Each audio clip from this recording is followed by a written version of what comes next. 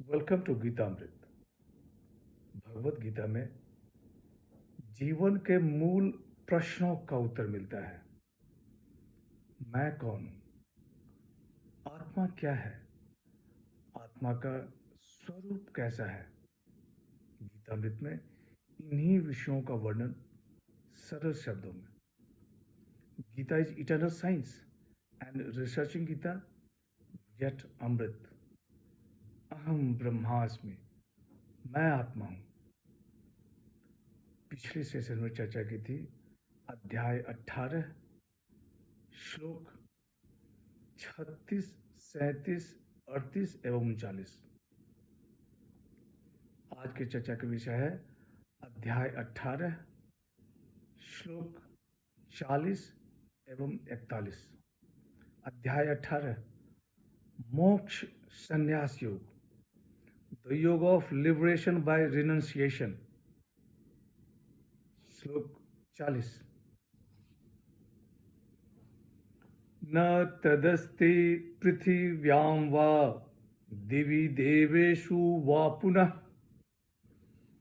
सत्वं प्रकृति जैर्मुक्तं यदेभिः स्यात् त्रिभिर्गुणैः।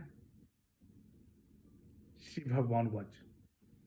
हे पार्थ, पृथ्वी पर या स्वर्ग के देवताओं में ऐसा कोई प्राणी नहीं है जो प्रकृति से उत्पन्न इन तीनों गुणों से रहित हो।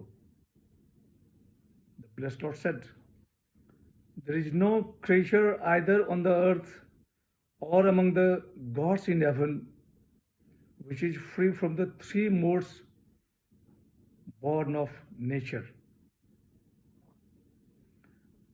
पिछले कुछ श्लोक में गुणों के अनुसार ज्ञान, कर्म, कर्ता, बुद्धि, धृति और सुख का वर्णन था।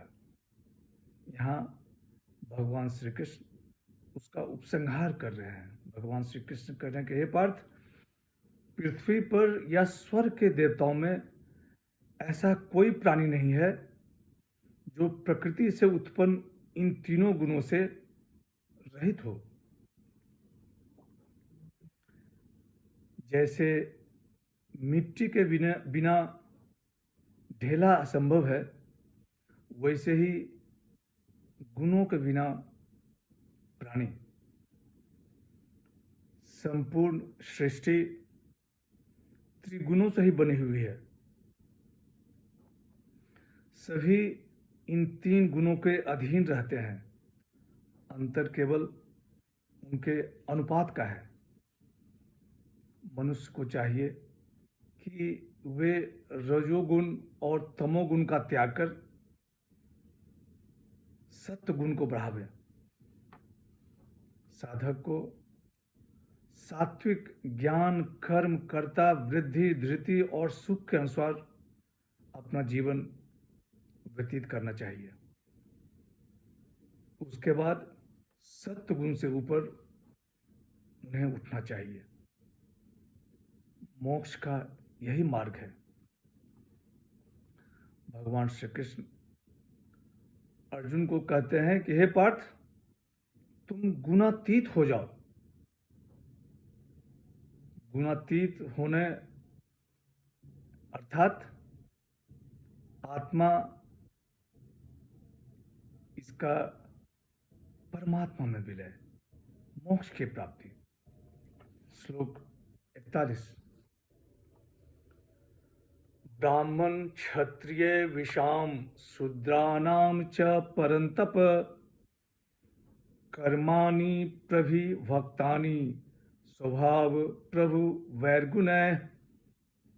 श्री भगवान वाच। हे परंतप, ब्राह्मण, क्षत्रिय, वैश्य और शूद्रों के कर्म स्वभाव से उत्पन्न हुए तीनों गुणों के द्वारा विभक्त किए गए हैं। The blessed Lord said, O conqueror of foe, of Brahmins, of Kshatriyas, of Vaishyas, and also of Sudras, the activities are distinguished in accordance with the qualities born of their nature. गुणों के प्रभाव से मनुष्य कर्म करता है। भगवान श्री कृष्ण यहाँ कह रहे हैं कि हे परंतप, ब्राह्मण, क्षत्रिय, वैश्य और शूद्रों के कर्म स्वभाव से उत्पन्न हुए तीनों गुणों के द्वारा विभक्त किए गए हैं। मनुष्य जो भी कर्म करता है उसके अंतःकरण में उस कर्म का संस्कार पड़ता है और उस संस्कार के अनुसार उसका स्वभाव बनता है। अनेक जन्मों में किए हुए कर्मों के अनुसार मनुष्य के संस्कार से मनुष्य का स्वभाव बनता है। उसी के अनुसार उसमें सत्व, रज और तम तीनों गुणों की वृत्तियां उत्पन्न होती है। इन गुणों के वृत्तियों के अनुसार ब्राह्मण, क्षत्रिय, वैश्य और शूद्रों के कर्मों का विभाग किया गया है। ब्राह्मणों में सत्वगुण की प्रधानता, क्षत्रियों में सत्वगुण की अल्पता और रजोगुण की प्रधानता,